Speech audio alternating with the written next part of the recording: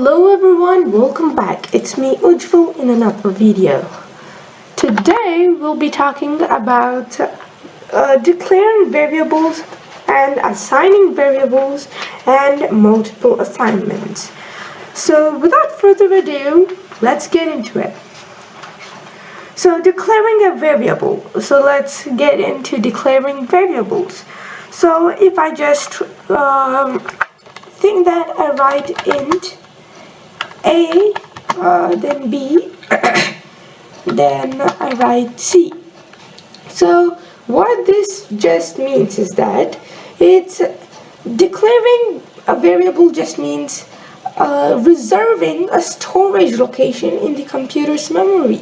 So that's what declaring a variable means. So think that you say int A. So that just means you're giving a storage location for A in the computer's memory. So that's all declaring variables means. So for example, if you have to print this out, so print F and the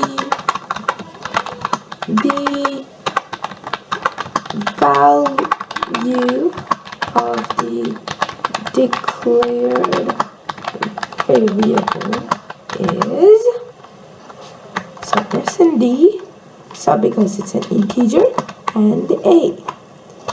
So if I run this, what may possibly happen?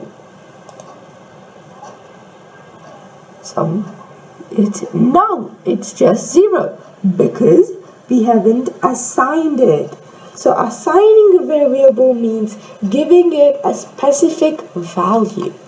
For example, if I take A as a 16 and B as 24 and C will take it as 10.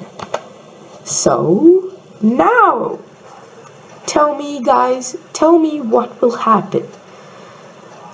Yeah, so what will happen is just it's gonna print this value 16 right here. The value of the declared variable is 16.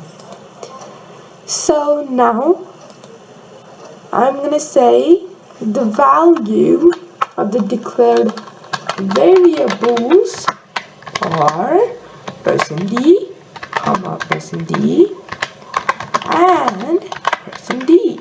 So now write B here and C here. So now what's gonna happen is that the stored value in this variable A will be passed on and given as the output here. This is the same thing happens with B and C too. Let us see. Yeah, so here you go. The value of the declared variables are 16, 24, and 10. So that is declaration and assigning. Now when it comes to multiple assignments, what we are doing here is just taking in, so think that A is 16, A has the value 16, B has the value 16, and even C has the value 16. So instead of this, we can write A is equals to B is equals to C is equals to 16. Semicolon. Never forget the semicolon.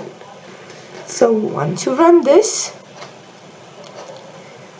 if you run all of this, you're going to be getting the value of the declared variables are 16, 16, and 16.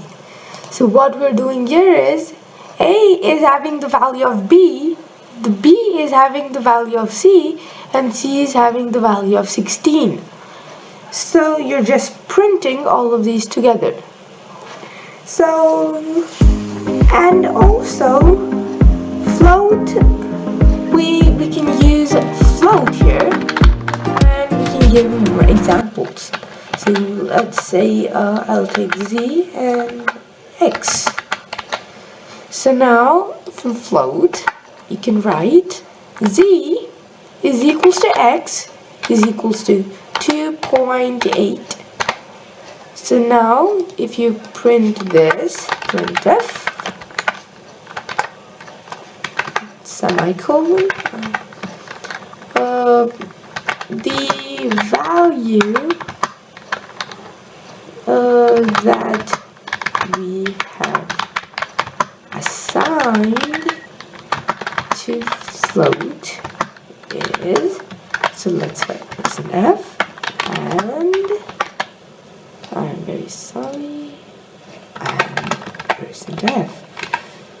So now we'll pass the variables z and x. So what happens here is z contains the value of x. X contains 2.8. So when you run this, oh, I'm very sorry, we forgot the /n. The /n is just the new line. It just adds a line. It just separates this line from this. So it's just like a new line adder. So yes. So now you might be asking me, Ujval, what is this? What is this 2.80000? How am I supposed to read this? So for that, we can use 0.1f to print only one decimal point after the float, after the decimal point. So which is going to display this. Or if you want two of them, you can write it like this, 0.2f, which just adds two decimal points, two decimal numbers after the decimal point. So thank you guys for watching, and I'll meet you in the next video.